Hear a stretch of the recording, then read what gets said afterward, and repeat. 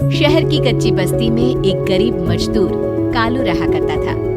कालू के घर में उसकी पत्नी जानकी थी। जानकी लोगों के घरों में झाड़ू पोछा करके कुछ पैसे कमा लेती थी और वहीं कालू किसी तरह मेहनत मजदूरी करके 2 वक्त की रोटी का जुगाड़ कर लेता था। कुछ दिनों से हो रही बारिश के कारण कालू की मजदूरी बंद हो गई थी। अरे जानकी, इस बार तो बरसात ने हद ही कर दी, रुकने का नाम ही नहीं ले रही। कुछ समझ में नहीं आ रहा, अगर इसी तरह काम पर नहीं गया तो 2 वक्त की रोटी का जुगाड़ कैसे होगा। अरे तुम चिंता क्यों करती हो, बारिश का क्या है, 1 आध दिन में रुक जाएगी और उसके बाद में फिर से काम शुरू हो जाएगा। अरे 3 दिन तो हो गए, बरसात तो रुक ही नहीं रही है और आगे भी रुकने के कोई आसार नहीं दिख रहे। तो क्या हुआ, तुम्हारा काम बंद हुआ है ना? मैं तो अभी भी लोगों के घर झाड़ू पोछा करने जाती ही हूँ। मेरे पगार से कुछ दिन तो निकल ही जाएंगे। अरे घर का खर्चा तो हम किसी तरह चला लेंगे जानकी, लेकिन ये जो छत टपक रही है इसका क्या करेंगे? ये बात तो आपकी सही है। हमारी झोपड़ी अब काफी पुरानी हो चुकी है और इसके छप्पर में भी कई सारे छेद हो गए हैं। रात भर पानी टपकता रहता है। अरे मैं भी इसी बात से बहुत परेशान रहता हूँ, कहीं किसी दिन ज्यादा बारिश आ गई तो हमारी झोपड़ी टूटकर बिखर ना जाए। राम राम राम, ऐसी अशुभ बातें क्यों करते हो? अरे ऐसा कुछ नहीं होने वाला, ये झोपड़ी ही तो हमारा सब कुछ है। अगर यही नहीं रही तो हम जाएंगे कहाँ? ठीक है जानकी, जब तुम्हारी पगार मिल जाएगी तो कुछ पैसे बचाकर झोपड़ी के छप्पर की मरम्मत करवा लेंगे, शायद हमारी परेशानी कुछ कम हो जाए। ठीक है जी, अब ना ज्यादा परेशान मत हो। ये लो खाना खा लो और सो जाओ, सुबह मुझे भी जल्दी काम पर जाना है। जानकी और कालू अपनी झोपड़ी में सो गए। रात को अचानक से बहुत तेज बारिश शुरू हो गई। धीरे धीरे बारिश का पानी कालू की बस्ती में भरने लगा। पानी भरते भरते झोपड़ी के बाहर तक पहुंच गया था। सुबह के वक्त जब कालू और जानकी सोकर उठे, हे भगवान, ये क्या हो गया? बारिश का पानी तो हमारे घरों तक पहुंच चुका है। अब मैं काम पर कैसे जाऊंगी? रहने दो जानकी, तुम आज काम पर मत जाओ। ऐसे पानी से निकल कर जाओगी और बीमार पड़ गई तो लेने के देने पड़ जाएंगे। लेकिन अगर नहीं गई तो मालकिन लोग नाराज हो जाएंगे। आप जानते हैं ना, बड़ी मुश्किल से 1 दिन की छुट्टी भी नहीं देती है।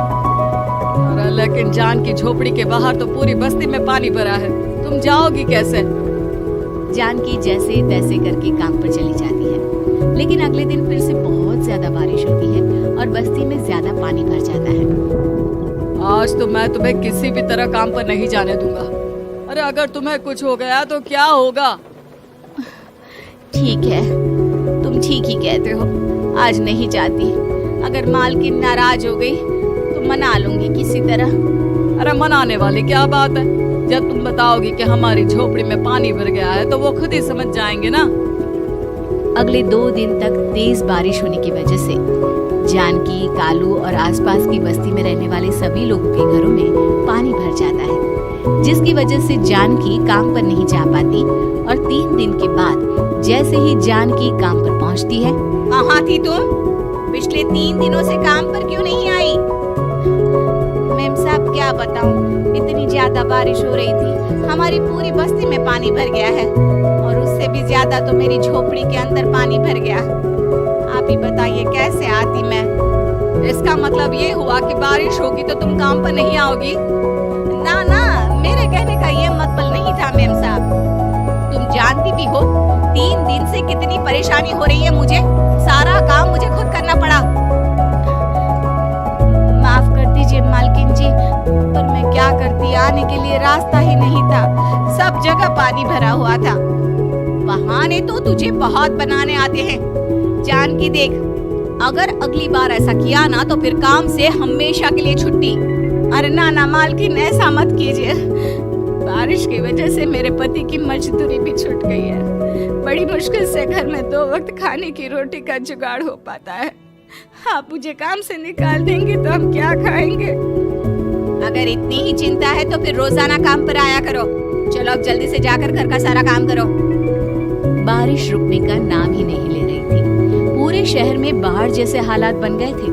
लेकिन नौकरी जाने के डर से जानकी किसी तरह रोज काम पर जाती थी। एक दिन जब जानकी काम करके अपने घर लौट आई तो अचानक उसकी बस्ती में कुछ लोगों का शोर सुनाई दिया। अरे लगता है बाहर कुछ हुआ है, मैं जाकर देखता हूँ। हाँ हाँ, पता तो कीजिए, ये बस्ती में लोग इतना शोर क्यों कर रहे हैं? बाहर जाकर कालू ने एक आदमी से पूछा। अरे क्या हुआ भाई, इतना शोर क्यों मचा रहा है? अरे क्या बताए भैया, अपनी बस्ती के बाहर एक पुल टूट गया है और वहाँ पर एक कार फंसी है। थोड़ी देर में अगर किसी ने नहीं बचाया ना तो वो कार पानी में बह जाएगी। ये क्या कह रहे हो भैया, कार के अंदर कोई है क्या? हाँ, कोई औरत बैठी है अकेली है, बहुत रो रही है बेचारी, मदद के लिए बुला रही है। अरे तो हमें जाकर उनकी मदद करनी चाहिए ना।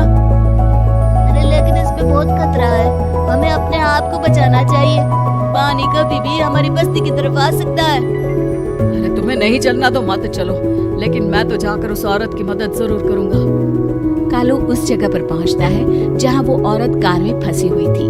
वहां पर पानी का बहाव बहुत तेज था और सारा पानी कालू की बस्ती की तरफ ही आ रहा था। कालू ने एक बड़ी सी रस्सी को पेड़ से बांध दिया और दूसरे सिरे को कार की तरफ फेंक दिया और उस औरत को रस्सी के सहारे बाहर आने के लिए कहा। तभी वहां जानकी भी दौड़ती हुई आई। अरे ये तो मेरी मालकिन है, जिनके यहाँ मैं काम करने जाती हूँ। अरे मैडम जी, आप डरिएगा मत, आपको कुछ नहीं होगा। आपकी गाड़ी को भी मैंने रस्सी से बांध दिया है। थोड़ी देर में पानी का बहाव कम हो जाएगा, फिर हम आपकी कार को भी बाहर निकाल लेंगे। क्या तुम जानकी के पति हो? हाँ हाँ, जानकी मेरी ही पत्नी है, आपके यहाँ काम करती है ना। लेकिन मेम साहब, आप यहाँ पानी में कैसे फंस गई? अब क्या बताऊं, मैं अपनी सहेलियों के साथ पिकनिक पर गई थी, वहीं से लौट रही थी। अचानक पानी का बहाव तेज हो गया और मेरी गाड़ी फंस गई। अरे कोई बात नहीं मालकिन, अब ना आप बिल्कुल सुरक्षित हैं। मैं तो बहुत बुरी तरह डर गई थी, कब से मदद के लिए चिल्ला रही थी, लेकिन कोई मेरी मदद के लिए नहीं आया। भला हो तुम्हारा पति का जिसने मेरी जान बचा ली। लेकिन जानकी, मैंने तुम्हारे साथ बहुत गलत व्यवहार किया। इतने खराब मौसम और बाढ़ में भी तुम्हें काम पर आने के लिए कहा, नौकरी से निकालने की धमकी भी दी, और तुमने मेरी जान बचाई। मुझे माफ कर दो। अरे कोई बात नहीं मालकिन, आपकी जान बचाना तो हमारा धर्म था।